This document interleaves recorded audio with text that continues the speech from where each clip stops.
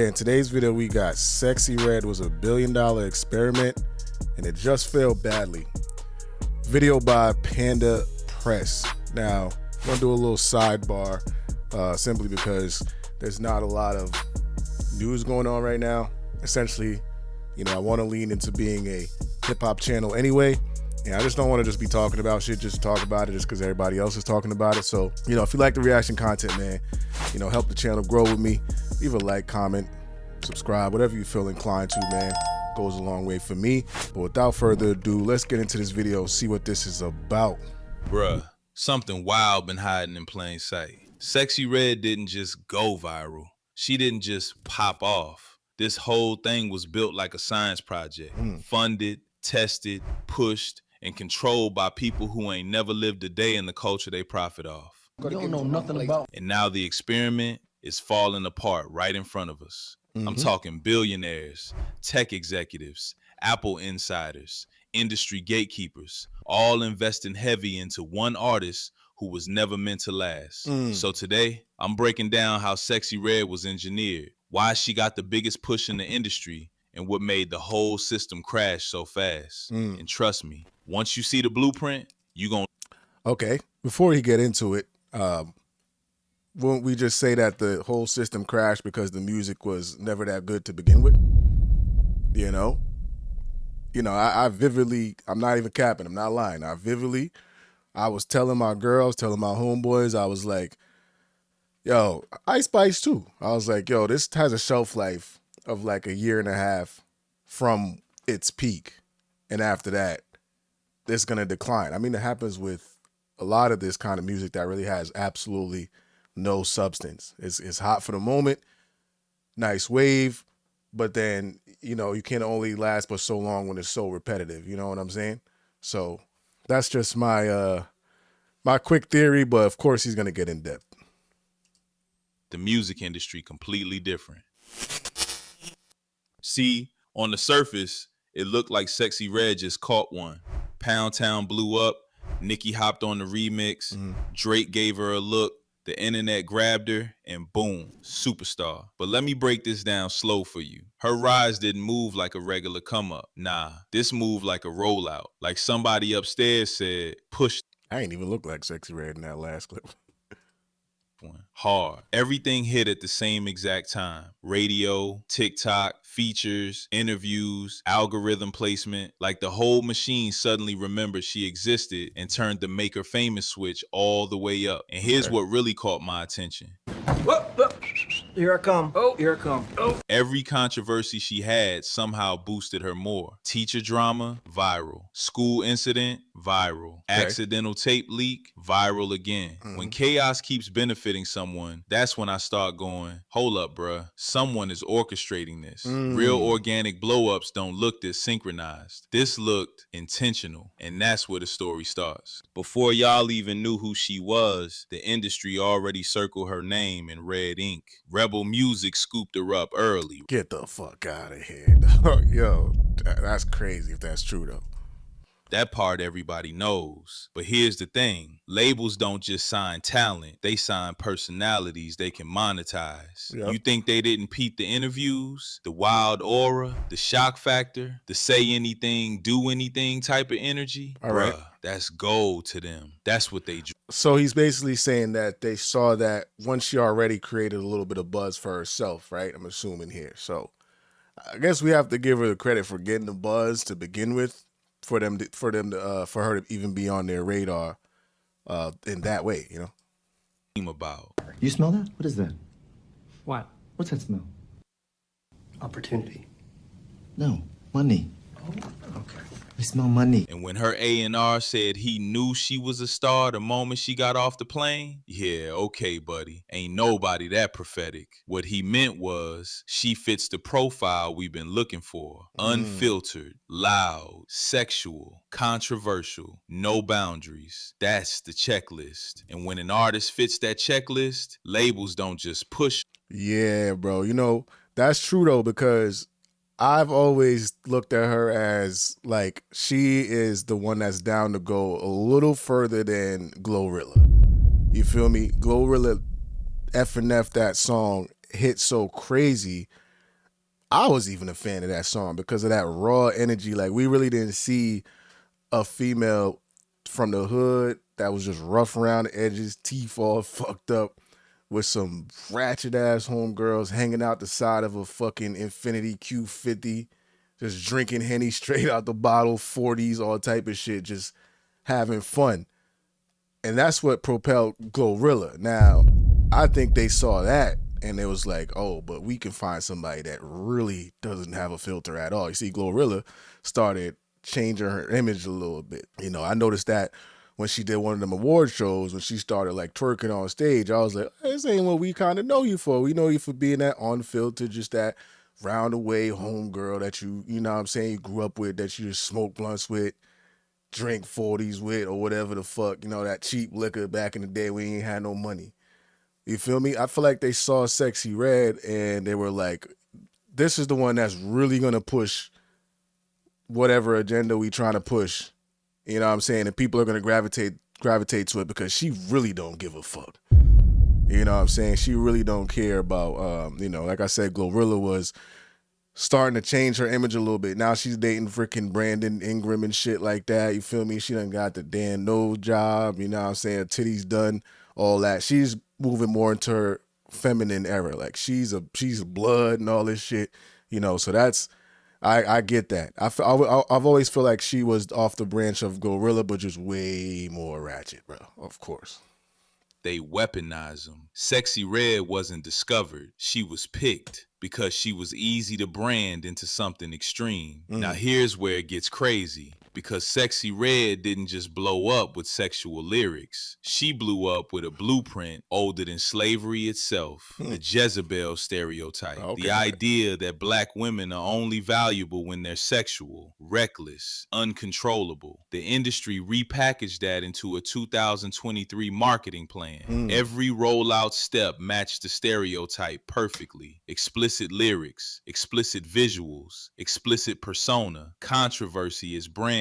Self-deprecation dressed as confidence. They didn't market her as an artist. They marketed her as a symbol, a stereotype with a beat behind it. And the industry loves this stereotype because it's profitable, cheap to produce, easy to meme, guaranteed to spark arguments, guaranteed to go viral. And they pushed it heavy on the youngest, most impressionable audience. Absolutely. Black girls who didn't know they were watching a character built in a boardroom. Right. And bro, once you really zoom out, it becomes obvious. Every scandal hit at the perfect time, like the universe was running PR for her. But let's be real, this wasn't the universe. This was the industry strategy. Kids singing Pound Town, viral gold. Absolutely. A teacher begging parents to stop playing her music, even more gold. And it just sucks for real because, like he said, man, it's the ones that actually pay for it in the long run are the impressionable children that grow up around that. You know, specifically females, that they don't really know no better, man. They try to emulate that behavior and they think that's normal. Like she made that a normal thing. It looked like that's lit. You lit when you act like that. You know what I mean? And granted, I'm in my 30s, so I'm not being completely judgmental about that because, you know, we had, what's her name again? I forgot her fucking name. Kaya or some shit. I forgot that did the My Neck, My Back. We had Lil Kim, you feel what I'm saying? And then 2010s and, 2010s, we had Nicki Minaj. That was pretty promiscuous, but it was nothing like this. I feel like the My Neck, My Back song was a little extreme, but those were like one-off instances where you hear songs like that. You feel me? Like when you have every single song, your whole persona, your whole catalog, everything about you is just like that. I think that's when it becomes a real problem, you know? Heart-wrenching. It's horrifying. It is horrifying. Your 5-year-old daughters are asking to listen to Pound Town. Yeah, that's crazy. Your 5-year-old daughters are asking, can we hear Pound Town? I'm playing them. And they are asking me, can we hear Pound? Damn. Yeah, that's crazy. And I'm so scared for these little girls today because this is the most insane agenda push I have ever seen in my life. We do freeze dance. You guys' daughters are twerking at 5. Where's the parenting? Where's the boundaries? Where's the help? Y'all are not helping your kids. You're hurting them. You guys are hurting them. You guys are exposing your kids to this raunchy secular music. Why is you guys' 5-year-old's daughter singing Pound Town? Why? Yeah, you know, and I kind of felt that same sentiment about that, but I just chalked it up to, like I said earlier in the video, that I knew it was gonna, you know, pass through, and you know, my kids are young, too young to kind of request that shit, thankfully.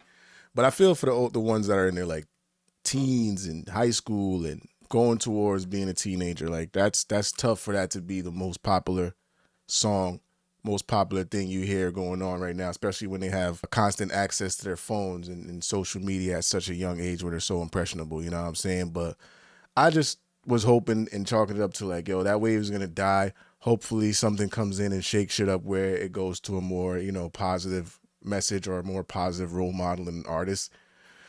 I don't know. I don't know how far we are with that one, you know, but we don't, you know, Ice Spice is kind of out, you know.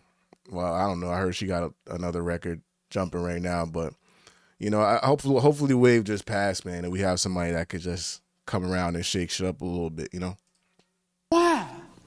Showing up to a school smelling like weed, nuclear gold. And that tape leak, bruh. Anyone with a working brain knows that wasn't an accident. The timing was too perfect. The rollout was too aligned. The attention spike was too convenient. And guess what? It worked. The numbers went crazy. Her mistakes were moving like marketing tools.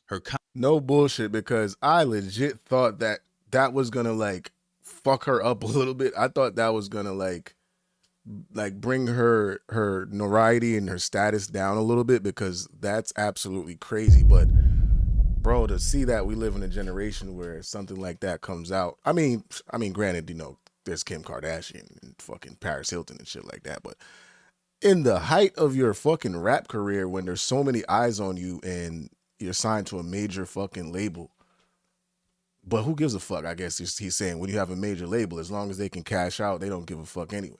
You know, controversies were acting like commercials. Nothing slowed her down because everything played into the persona they wanted. Shocking, chaotic, sexual, unfiltered, the exact product they were selling. You don't get punished when you're doing exactly what the machine wants you to do. Now this is where the story flips from rapper blew up to, that's a good point. You don't get punished when you're doing exactly what the machine wants you to. Yeah, that's a fact. This was coordinated. Gamma didn't just work with Sexyy Red. They launched her like a tech product. Larry Jackson, former Apple Music Global Creative Director, left one of the most powerful music platforms on earth, and suddenly, Sexyy Red is getting industry-grade distribution, TikTok dominance, and playlisting like she came out the womb with an iPhone contract. Hold up. Wait a minute. Nah, yeah, something ain't right. Bruh. Apple level connections don't just sprinkle themselves over new artists because they're funny and ratchet. This man had access to the top editors, algorithm specialists, label executives, TikTok partnership teams. So when Gamma took over her distribution, everything escalated instantly. And remember, Gamma wasn't some broke startup. They dropped out the sky with $1 billion ready to shape black culture. $1 billion to influence culture. Right. Complicated. So pay attention. Yeah, okay. Now, yeah, bro, and that's where that's where it's a thin line. It's like, bro, when are you gonna bend your morals and integrity for a dollar sign, you know, for monetary gain? You know what I'm saying? As a black man, when are you gonna like kind of draw the line when you're like, nah, this is, you know, I have kids, I have daughters, you know what I'm saying? I really don't want to push this. I know where this is gonna go. But it's like you just turn a blind eye to it because you know you're going to fatten the shit out your motherfucking pockets if this shit take off the way it is. And you already know it's going to take off the way it is because you got everything in place. You got everything in place. You have the foundation to make this shit pop. So it's just like, bro, like where do you draw the line at? attention. When you see a machine like Gamma behind somebody, it ain't an accident. It's a project, a case study, a cultural investment with an expected return. And here's the part everybody conveniently skips over. That $1 billion Gamma bragged about? Yeah, that didn't come from the culture. The main investor was Todd Boehly, a white billionaire who owns the LA Dodgers and Chelsea Football Club. So now, Yeah, it's always like that though. That's not a surprise. We always see the face of, you know, what pushes the culture forward because, you know, they have to be the spokesperson or they have to be the brand, you know what I'm saying, the face, the Diddy's, the Jay-Z's, you know what I'm saying, Dr. Dre's and shit like that. But you best believe, man, that behind them is the real label owners, the real fucking billionaires, the wealthy people, for real, for real. So I'm not surprised by that at all. a white billionaire worth almost $9 billion funding a company meant to shape black culture through artists like Sexyy Red. And y'all don't see the game? This man don't know nothing about the environments that created hip-hop. He don't know the women. He don't know the struggle. He don't know the trauma. He don't know the stereotypes that ruin lives. You don't know nothing about us. But he does. Yeah. Which images generate profit. He does know shock sells. Right. He does know dysfunction goes viral. Right. And when billionaires put money behind something, they ain't betting on empowerment. They're betting on engagement, controversy, and control. The Sexyy Red brand was profitable because it was outrageous, and billionaires love outrageous when it passed their pockets. Now let's really talk, because this ain't new. Ice Cube been telling y'all this shit. Labels don't walk in rooms telling artists what to say. They don't gotta. They just make sure the most destructive messages are the ones that get through the gate. Let's take rap music. Let's take it.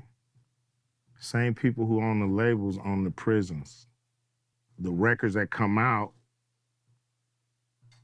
are really geared to push people towards that prison industry. Damn. But they didn't make you write those lyrics. They don't have It's to. not about making somebody write the lyrics. It's about being there as guardrails to make sure certain songs make it through and certain songs don't. Certain flavors are exposed on the record. Record company guys sit around and tell the artists, this is hot, say that, do this. Songs about healing, songs about unity, songs about discipline, songs about self-worth. Yeah, those don't fit the playlist. But lyrics about sex, chaos, disrespect, violence, dysfunction, oh yeah, that gets greenlit immediately. Interesting point, man. You know, and you could even take it back to Kendrick had to goddamn take Drake's head off for people to realize that he was a dope artist, bro. I talked to a lot of people that were like, damn, I ain't even know Kendrick was like that. Granted, I was surprised too that that was the outcome by that type of landslide, but you know, it's a good point and it makes you think. It's like, yeah, Kendrick was a mainstream artist. He has the accolades. He has way more Grammys than Drake and shit like that. But you know, Drake's an amazing artist too. But it's a good point to think about though. And Sexyy Red fit the algorithm of destruction perfectly. Highly sexual? Check. No filter? Check. Chaos magnet? Check. Children accidentally consuming the content? Double check. This is what Ice Cube meant by guardrails. Accidentally, he said, consuming the content? Oh yeah, that is true. Yeah. They just catching strays. They don't even know what the fuck they listening to. They just catching strays. That's a fact. Magnet? Check. Children accidentally consuming the content? Double check. This is what Ice Cube meant by guardrails. Not controlling artists, but controlling the path their content travels. And don't forget Candace Owens pointing out the same thing. Billions of dollars behind dysfunction disguised as representation. There's another headline. This one is in Afro Tech News. It reads, Larry Jackson is on a mission to put $1 billion to work in favor of Black culture with his startup Gamma. In favor of Black culture, he's the face. They weren't pushing Sexyy Red to uplift Black women. They were pushing her because they knew she'd trigger people, go viral, and spark controversy. Right. And controversy equals money. Yeah, money equals leverage. More attention to Leverage equals social engineering. And this is the part where I realized the game was dirty. They didn't market Sexyy Red like an artist. They marketed her like a spectacle, a walking meme, an algorithm. Bro, nah, see, this is a great breakdown, bro. I'm sorry to keep cutting off the vid, but cause bro, when I used to go out and I used to hear this song out, cause this shit don't get no play in my car. It don't get no play. Never got no play. Obviously, it's not my demo. But when I used to see the reaction when Pound Town first came out, bro, I used to be like, what the fuck is going on right now, bro? I was just looking like, yo, for real? Is this what we're doing? is this what we're doing? Like, am I missing something? What the fuck did I miss, bro? I was like, this song sounds terrible. And the fucking lyrics and what she was talking about, I was like, I couldn't believe it. I couldn't believe the females were singing that shit to the top of their fucking lungs, bro. I really couldn't. You know, so yeah, this makes perfect sense, man. Trap. Her music wasn't the product. Her behavior was the product. Showing up to a school smelling like weed, the labels didn't care. It boosted the persona. Cussing out a ballet teacher for protecting kids didn't matter. It fed the character. Leaking her own tape, then pretending it was accidental? Please, bruh. That was a brand moment. In today's industry, talent ain't the selling point. Extremes are. People are desensitized. You gotta yell louder, do wilder stuff, push crazier imagery just to be noticed. Go crazy. Go stupid. Go crazy. Sexyy Red wasn't chosen for her voice. She was chosen because she could go further than anybody else without questioning anything. And when the industry sees someone willing to go that far, they don't guide them, they don't protect them, they exploit them. No more protecting them. Because the extreme becomes the identity, and the identity becomes the profit. Here's something the industry didn't predict. Parents got fed up. When 5-year-olds were walking around singing Pound Town like it was the ABCs, that's when mom started going, nah, this ain't cute anymore. The teacher situation wasn't just a viral moment. It was a warning shot. Parents started blocking her music. Schools started complaining. Moms on TikTok started asking why sexual content was reaching their toddlers. And this is where labels panic. Because when parents push back, algorithms adjust. Algorithms don't like drama that messes with ad revenue. And once the family audience turned its back on her, that cut off a huge chunk of her reach. Because artists like Sexyy Red rely on chaos. But the machine relies on mass appeal. Yeah.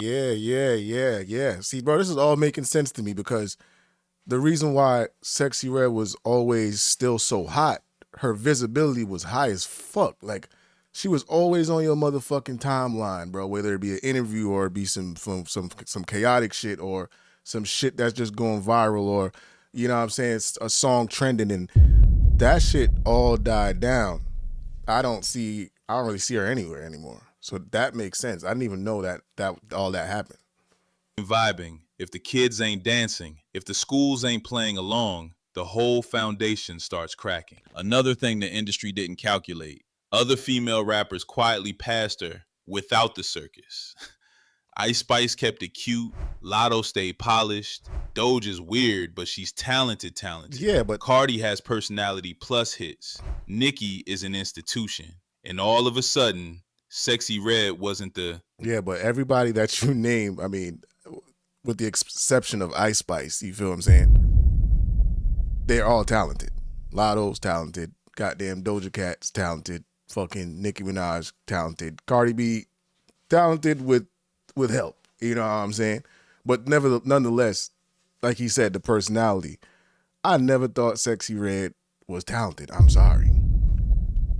I just never thought that. That's why I didn't think it was gonna last. Like, the fact that it lasted as long as it did, I was truly shocked.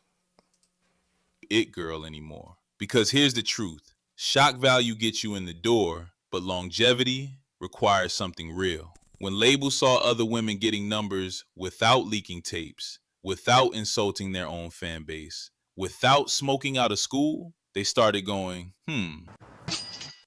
maybe we can invest our budget somewhere less chaotic. The moment other artists proved you can win without destroying yourself, Sexyy Red's value dropped internally. That's when you see fewer playlist placements, fewer collaborations, fewer sponsor pushes, fewer live appearances. Not because she fell off, but because she wasn't the best investment anymore. This is the saddest part of the whole thing. Sexyy Red was built to ride the wave, not survive after it crashes. She didn't come in with a solid musical foundation. She didn't come in with a message. She didn't come in with community ties. The machine was her foundation. And when the machine moves on, She lost. artists like her get exposed instantly. Because here's the truth nobody likes to say. When your whole career depends on being shocking, Your career ends the moment the audience gets bored. And when your whole identity is a stereotype the industry created, you don't have anything to fall back on. You know who I think about when he said that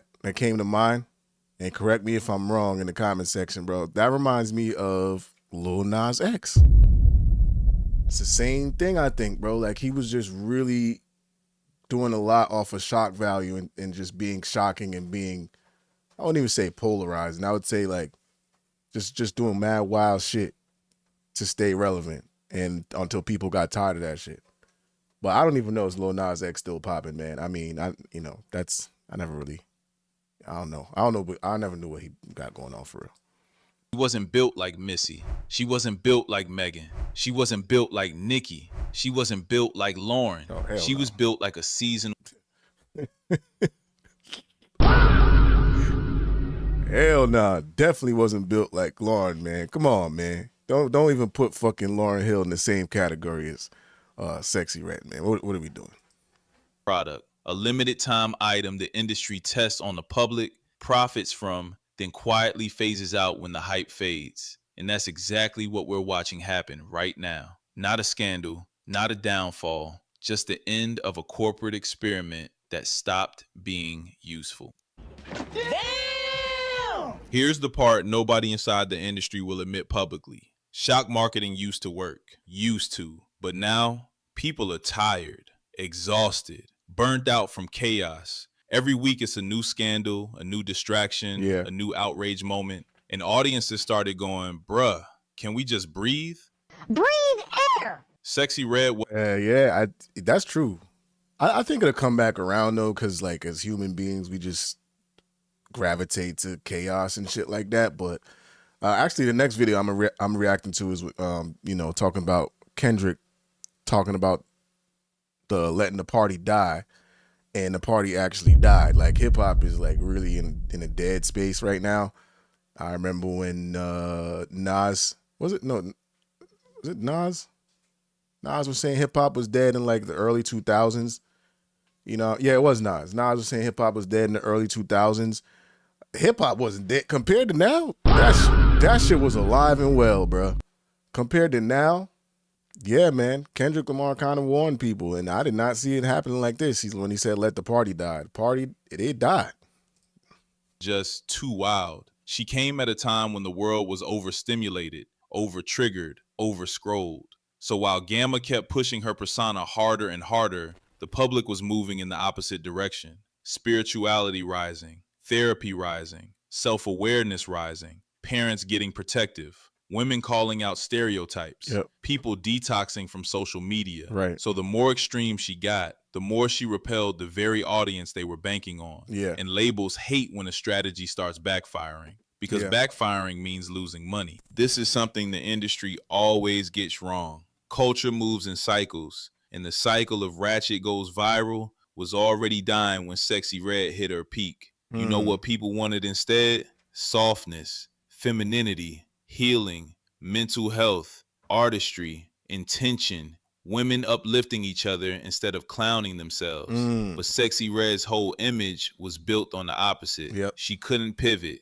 She couldn't evolve because you can't suddenly rebrand into self-love when your entire persona was engineered around shock, disrespect, sexual chaos, and reinforcing stereotypes. Other artists adapted. She didn't. Not because she didn't want to, but because her brand wasn't designed to grow. The machine built her for hype, not longevity. And culture moved on without waiting for her to catch up. Let me say this clearly, because this is the real core of the whole situation. Sexyy Red was a test subject, a prototype, a sample size for the next wave of cultural manipulation. They wanted to see how... They're saying Sexyy Red is pre-AI. Nah, that's crazy. I could see it though. I could see it being exactly that. How can we push dysfunction before people push back? How sexual can we make a black female artist before the audience snaps? How disrespectful can we let things get before parents revolt? How fast can we engineer virality? How easy is it to control the culture through one personality? She was the experiment. We were the data points. Right. And the results? Because it's a win-win for them because they going to make their fucking money. That's all they care about. Which, when I say they, yeah, Sexyy Red made money too, but I'm talking about them. You know what I'm saying? Them. Fucking Gamma and that other nigga, the white nigga. The public finally hit the limit. People got conscious. People got spiritual. People got protective over black women. People started calling out stereotypes instead of celebrating them. People started realizing the music industry is playing chess with our identity. Yep. And that is why the experiment failed. Right.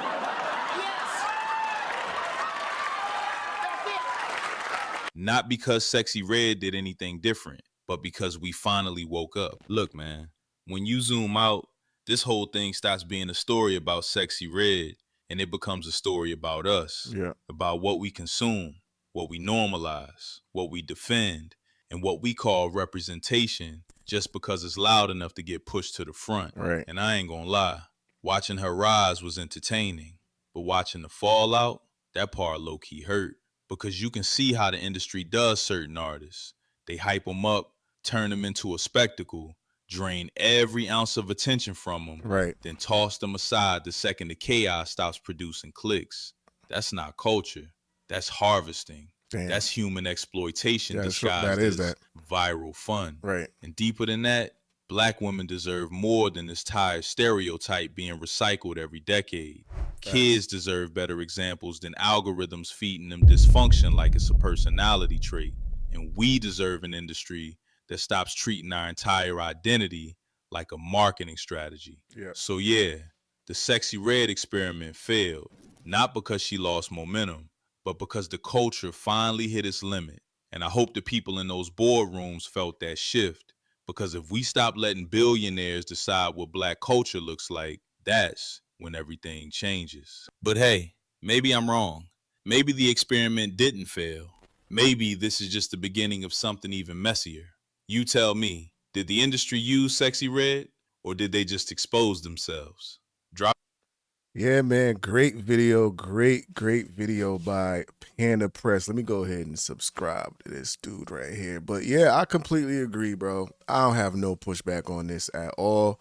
Like I said, when I first heard Sexyy Red and I saw the reaction to her music, I get it's fun when you're out, but bro, I was highly shocked that people were really gravitating to the music the way they were, singing it to the top of their lungs, especially with the content of the music, you know what I'm saying, what she be talking about and shit. So I think it was going to be very detrimental if it went on, continuously went on for years and years at the height of its popularity like it was.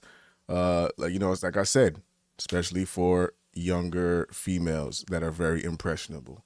But when things don't have any substance, when things don't have any message, they can only last but so long. And I told you, I said that shit, bro. That shit had like another 1.5 years shelf life, and here we are. But let me know what you guys think, man. Do you guys think this is good for the culture that Sexyy Red is kind of out the way? Or you guys were enjoying the music and it wasn't, you know, that bad? Like, comment, subscribe if you caught the vibe. Till next time, we out here.